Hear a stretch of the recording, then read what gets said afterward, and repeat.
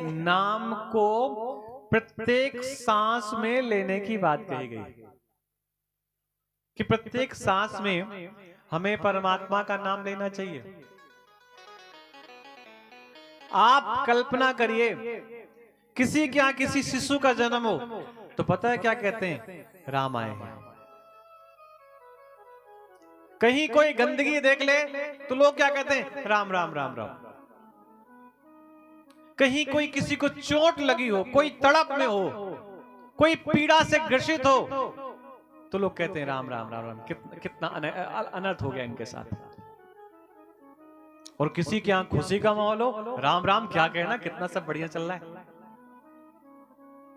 किसी के प्राण निकल गए हो तो भी अंत समय राम ही गुनगुनाया जाता है। और किसी के प्राण चले गए तो भी कहा जाता है क्या चले गए? बोले इनके राम चले गए।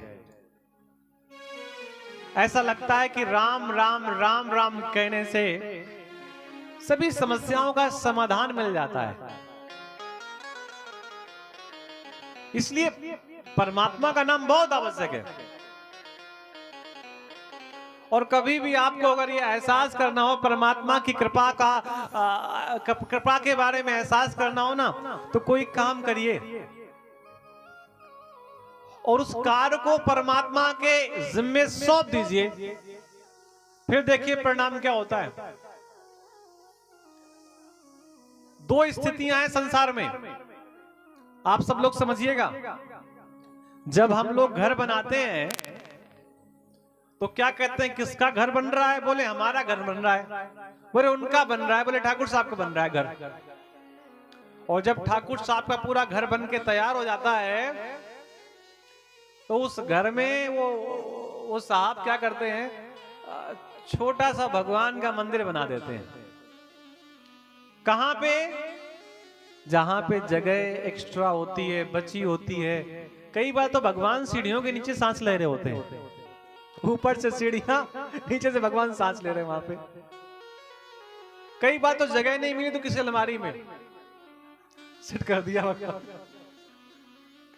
अच्छा, बाकी सब जगह है पूरे घर में। बेटी का कमरा है, बेटे का कमरा, ये ड्राइंग रूम है, और ये मेकअप रूम है, ये है, ये यहां तक कि बाथरूम भी बड़े बड़े बनाए जाते हैं आजकल। वहां बिल्कुल चैन से बिल्कुल बैठ सकें कम से कम। अगर बाथरूम में भी नींद आ जाए भैया तो ऐसी व्यवस्था की जाती है कि वहां भी लेटा जा सके आराम से। लेकिन भगवान के मंदिर का नंबर आता है तो मालूम पड़े कहीं जहां जगह बच गई वहीं पे। अच्छा, जब दोबारा कभी घर बनवाना तो ये मन में भाव मत लाना कि हम बनवा रहे हैं। मन में ऐसा भाव लाना कि भगवान का घर बन रहा है और घर की शुरुआत मंदिर से करिएगा। घर की शुरुआत मंदिर की कल्पना करके करिएगा कि मंदिर यहां पे हो और उसके बाद सारी व्यवस्थाएं अपने आप हो। हम लोग कल्पना क्या करते हैं? पहले घर, फिर बची जगह पे मंदिर। एक घटना हमको याद आती है उरई की। गुरुजी कहानी कथा सुनाया करते थे। एक व्यापारी था, उसकी कत्थे की फैक्ट्री थी और धीरे धीरे धीरे धीरे उसको व्यापार में भयंकर घाटा आया। ये सच्ची घटना है, गुरुजी ने सुनाई थी। अब व्यापार में घाटा आया तो बेचारा घाटा चलता गया चलता गया चलता गया घाटा। और जब उसको ऐसा लगा कि अब इस घाटे की भरपाई नहीं हो सकती और अब ये फैक्ट्री बिक जाएगी, तो उसने अपने एक निकटतम व्यक्ति से सलाह ली और पूछा कि ये बताइए क्या किया जाए, किस लिए? इस व्यापार से बचने के लिए। तो वो भी ऐसे जोगी महात्मा टाइप के व्यक्ति थे। उन्होंने कहा कि व्यापार में घाटा आ रहा है ना? बोले हाँ घाटा आ रहा है। बोले ऐसा करो, अब ये कम फैक्ट्री क्या करोगे? तो बोले किसी को देंगे ही, और क्या करेंगे? तो उस व्यक्ति ने कहा ऐसा करो, अगर ये फैक्ट्री में आपको घाटा आ रहा है और ये बिल्कुल आप बेचने के मूड में हैं या किसी को ऐसे ही देने के मूड में हैं, तो ऐसा करो ना, अक्सर आरती में, भगवान के पूजा में बिल्कुल गला हुआ सड़ा हुआ नोट चढ़ता है ना, ऐसा होता है कि नहीं होता? जो नोट कहीं न चले भगवान को दे दो, जो वस्तु कहीं न चले भगवान को अर्पण कर दो। तो ये फैक्ट्री तो आपकी बेकार हो ही रही है, ऐसा करो इस फैक्ट्री को भगवान के नाम कर दो। तो घाटा होगा तो किसका होगा? भगवान का। उसके मन में विचार आया कि चलो ठीक है, उसके मन में विचार आया कि चलो भगवान के नाम ही फैक्ट्री कर दें। उसने उस फैक्ट्री को ठाकुर के नाम कर दिया, और जैसे ही वो फैक्ट्री ठाकुर के नाम हुई, वो जो घाटे में थी, कर्जे में थी, वो कर्ज से ऊपर आने लगी, और वो फैक्ट्री फिर फायदे में हो गई। अब उस फैक्ट्री का जो मालिक था, उसके मन में विचार आया क्या करें। तो वो मालिक पता है क्या करता है? जब से उस फैक्ट्री में फायदा हुआ, तो वो मालिक उस फैक्ट्री का सेवक बन गया, मैनेजर बन गया। भगवान का दिव्य मंदिर है, और रोज का हिसाब शाम को मैनेजर वहां पर सुनाता है, जाकर के पूरा हिसाब देता है। फायदा स्वयं लेता है, लेकिन फैक्ट्री किसके नाम की है? भगवान के नाम की। और भगवान के नाम में या भगवान की चीज में कभी घाटा होता ही नहीं है। तो ये चीजें हैं। कभी अब जब दोबारा भवन का निर्माण करना, तो पहले कल्पना कर लेना कि भगवान का मंदिर कहां हो, उसके बाद। और एक सच्ची बात बताएं हम आपको, हम लोग तो बिठूर में निवास है, कानपुर में भी रहना है, और कानपुर के आसपास रहना है, और ईश्वर कृपा से कानपुर व्यापारियों का क्षेत्र है। जैसे नोएडा का जन्म अभी 10 साल पहले हुआ है, ग्रेटर नोएडा का,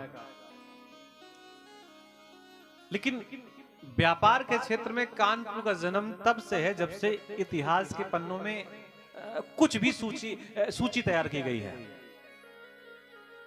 तो ये मैं इसलिए नहीं कह रहा कि हम कोई प्रशंसा पाना चाहते हैं। जिस प्रकार विश्व का सबसे पुराना शहर बनारस है, भगवान शिव की नगरी, शिव का गांव, उसी प्रकार व्यापार के क्षेत्र में भी कानपुर भी कहीं पीछे नहीं है। और हम लोगों को बहुत मौका मिलता है बड़े बड़े सेठों के यहाँ जाने का, और उनके घरों के आप मंदिर देख लें, उनकी नित्य क्रिया देख लें, उनका नित्य पूजन पाठ देख लें, तो देख करके लगेगा कि ये ब्राह्मण है कि बनिया है। आप भूल जाएंगे उनको देख करके कि बनिया है। जितने मंत्र कई ब्राह्मणों को नहीं आते, जितनी स्तुतियां कई ब्राह्मणों को नहीं आती, वो सब उन बनियों को, सेठों को सब बिल्कुल याद होती हैं। भोजन भले ही छूट जाए, ऑफिस भले ही लेट हो जाए, लेकिन भगवान के यहाँ धूप बत्ती, तेल, दिया बाती ये करना नहीं भूलते हो। तो ये सब बातें बताने का मतलब ये है कि उनसे कई बार चर्चा करो तो वो कहते हैं सब इन्हीं का दिया हुआ है। तो हमें भी नित्य जब कुछ ना कर सके तो प्रत्येक सांस में परमात्मा के नाम को लेने का हमें अनुभव आ जाए। भगवान पहुंचे, और जब रुक्मिणी जी ने भगवान को देखा, तो वो तो चाहती थी कि मैं भगवान के साथ चली जाऊं। भगवान ने हाथ क्या बढ़ाया, रुक्मिणी जी ने भगवान का हाथ पकड़ा, रथ में बैठ गए। रुक्मिणी जी ने कहा कि भगवान शीघ्र चलिए, अन्यथा मेरा भाई सेना के साथ आ जाएगा और आपको कष्ट मिलेगा। पहली बार रुक्मिणी जी भगवान से मिली थी, लेकिन पहचान गई, क्योंकि भगवान की छवि मन में बसी हुई थी, हृदय में बसी हुई थी। भगवान ने कहा अगर ऐसे में रुक्मिणी जी आपको लेकर के गया तो लोग कहेंगे चोरी करके ले गया है। कलयुग में लोग इसके कई मतलब निकालेंगे।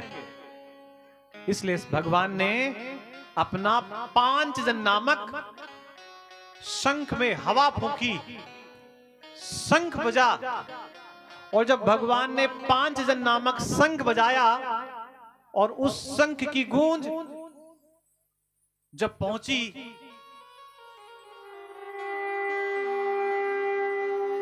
पूरे के पूरे राजमहल में, वहां जितने राजा आए थे उनके मन में, तो भैया प्रत्येक देवता का अपना अपना शंख होता है। भगवान के हाथ का जो शंख है उसका नाम है पांचजन्य, और बाकी सबके देवताओं के हाथ में जो शंख होता है उनके अलग अलग नाम होते हैं। जो दुष्ट राजा थे वो भगवान के शंख को सुन करके डर गए, लेकिन जो पुण्यात्मा थे, दिव्यात्मा थे, उन्हें किसी प्रकार का कोई भय नहीं हुआ। 20 रुक्मी ने कहा कि लगता है कृष्ण ने रुक्मिणी का हरण कर लिया। सेना के साथ रुक्मी ने पीछा किया। बलराम जी को मालूम पड़ा कि भगवान कृष्ण अकेले गए हैं, तो बलराम जी पीछे से आ गए। सेना के साथ रुक्मी ने भगवान का पीछा किया, भगवान के साथ रुक्मी ने युद्ध किया, सारी सेना पराजित हुई। भगवान को इतना क्रोध आया कि रुक्मी के प्राण ले लूं, लेकिन रुक्मिणी ने भगवान से निवेदन किया कि प्रभु, मेरे विवाह के मंगल समय में अगर आप ही मेरे भाई का वध कर देंगे, प्राण ले लेंगे, तो संसार के लोग कई प्रकार की गलत गलत बातें आपके प्रति कहेंगे।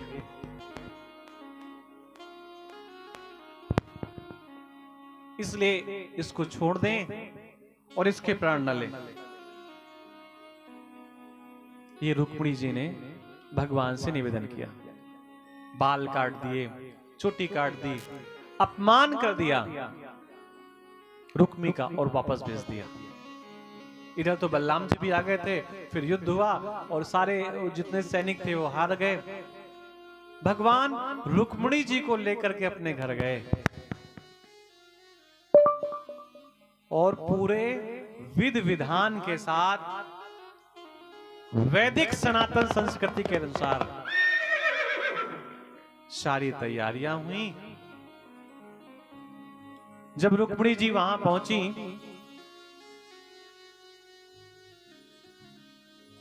तो भैया जो श्रेष्ठ लोग होते हैं उनका मित्र हर एक कोई बन जाता है। श्रेष्ठ लोग कहीं भी अपने मित्रों को ढूंढ लेते हैं, मित्र बना लेते हैं, और जो गड़बड़ लोग होते हैं वो कहीं भी अपनी शत्रुता बना लेते हैं। रुक्मिणी जी ने संकल्प किया था कि ऐसे वर को मैं वरूंगी जिसको वरने के बाद कभी मेरा श्रृंगार खराब ना हो। ऐसे वर को क्या वरूं जो जन्मे और मर जाए, बरिए गिरधर लाल को जुड़ लो अमर हुई जा।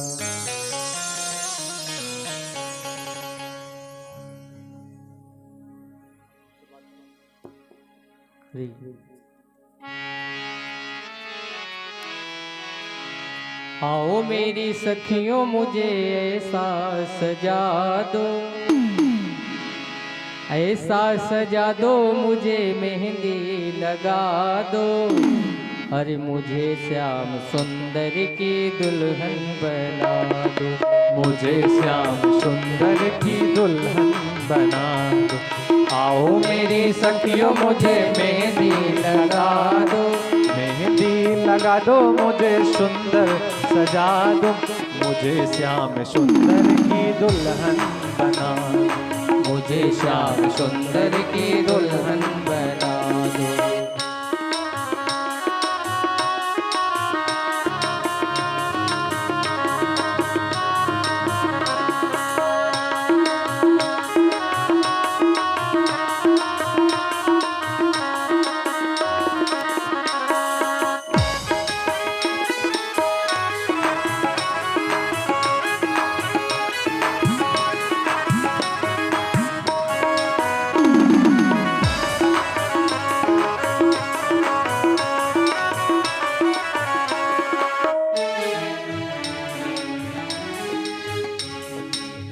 सत्संग में मेरी बात चलाई, सत्संग में मेरी बात चलाई, सत्संग में मेरी बात चलाई, सत्संग में मेरी बात चलाई। सतगुरु ने मेरी कीनी है सगाई, सतगुरु ने मेरी कीनी है सगाई। उनको बुला के हाथ लेवा तो करा दो, उनको बुला के हाथ लेवा तो करा दो, उनको बुला के हाथ लेवा तो करा दो, उनको बुला के हाथ लेवा तो करा दो। मुझे श्याम सुंदर की दुल्हन बना दो, मुझे श्याम सुंदर की दुल्हन बना दो, मुझे श्याम सुंदर की दुल्हन बना दो।